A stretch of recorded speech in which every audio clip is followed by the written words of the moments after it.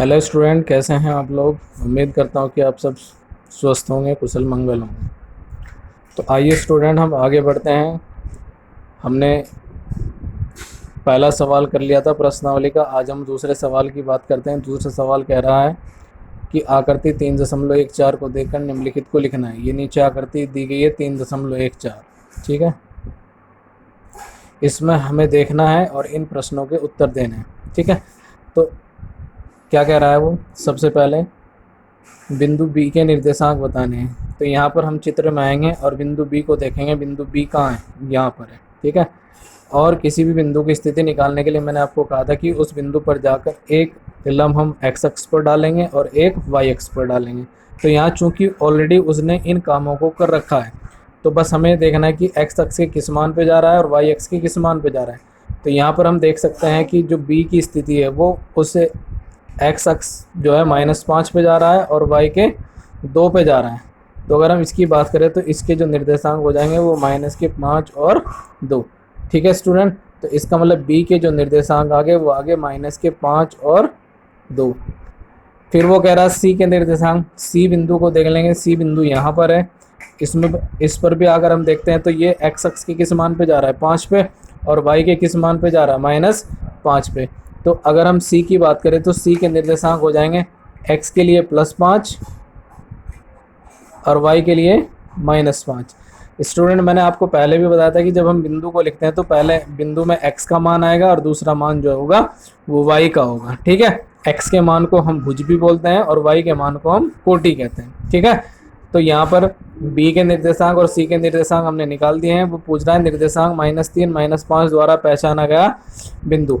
X का मान -3 और वाई का मान -5। तो यहाँ पर हम देख सकते हैं एक्स का मान -3 और वाई का मान -5, ये वाला बिंदु है।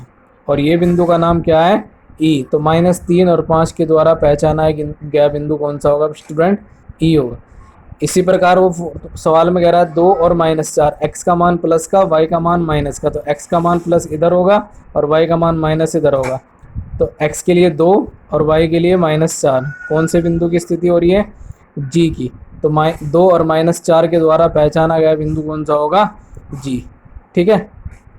फिफ्थ सवाल में बिंदु d का भुज पूछ रहा है। तो पहले हम बिंदु d को ज्ञात कर लेंगे। d बिंदु कहाँ पर है, d बिंदु यहाँ पर है स्टूडेंट। तो यहाँ पर देखो x के लिए 6 मान है और y के लिए 2 है। तो इसका मान हो गया 6 और 2।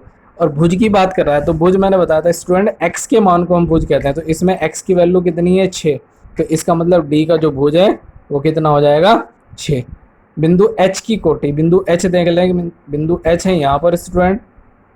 तो इसके लिए x के मान पे कितने पे जा रहा है, -5 पे, और y पे कितने पे जा रहा है, -3 पे। तो h के निर्देशांक हो गए -5 और -3। कोटि पूछ रहा है तो कोटि से मतलब y के निर्देशांक, y का मान। तो इसमें y का मान कितना है, -3। तो इसका मतलब h की जो कोटि होगी वो कितनी होगी, -3।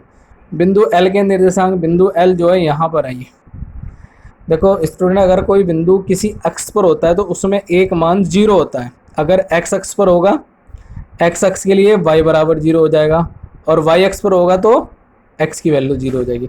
तो यहाँ पर अगर हम बात करें तो बिंदु L जो है वो y अक्ष पर है। तो y अक्ष पर है तो इसका मतलब x का मान इसमें 0 हो जाएगा, और y अक्ष पर जिस मान पे वो y का वैल्यू हो जाएगी, कितने पे है, 5 पे। तो L के निर्देशांक जो हो गए वो कितने हो गए, 0 और 5, ठीक है स्टूडेंट। इसी प्रकार बिंदु M के निर्देशांक। M बिंदु जो है यहाँ पर है, x अक्ष पर दिखाई दे रहा है। तो इसके निर्देशांक निकालेंगे तो क्या है, अब चूंकि x अक्ष पर है तो इसका मतलब क्या हो गया, इसमें y की जो वैल्यू है वो कितनी होगी, 0 होगी। y की वैल्यू 0 हो जाएगी और x के किस मान पर है, -3 पर, ठीक है स्टूडेंट। तो इस प्रकार से हमारा जो बात कर रहा था वो सारी समस्याओं का समाधान हो गया कि हमने जितनी भी समस्या पूछ रखी थी। आशा करता हूँ कि आपकी समझ में आ गया होगा। उम्मीद करता हूँ कि आप इसको सही तरीके से समझेंगे और अपनी कॉपी में करने की कोशिश करेंगे। आज के लिए इतना ही काम। धन्यवाद।